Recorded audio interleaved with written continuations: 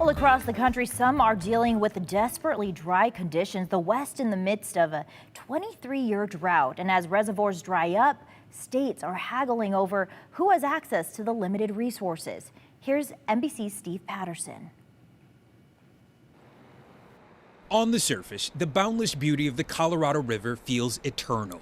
But just underneath, an increasingly urgent threat is rising faster than ever before. The Colorado River is about 20% smaller than it was just 20 years ago. That river supplies water to 7 states and 40 million people. Now, the system that sustains it is simply no longer robust enough to maintain that output. We really need to reduce the amount of water we're taking out of the Colorado River by, something like 20% for the long term. The river's 2 main reservoirs, Lake Powell and Lake Mead, are now nearly 3/4 empty and projected to continue dropping.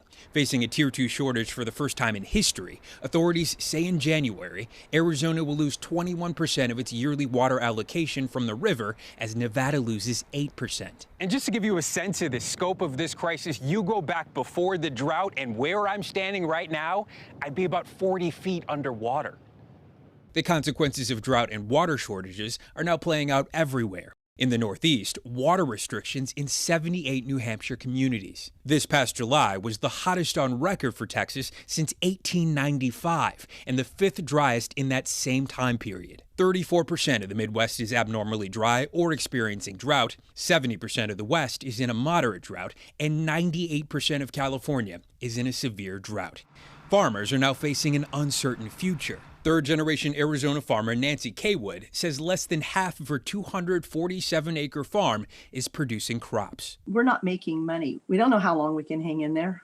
The crisis creating a domino effect. Less availability and higher prices in grocery stores and restaurants, no work for laborers, and billions of dollars in lost revenue. A startling new reality impacting every level of life from coast to coast.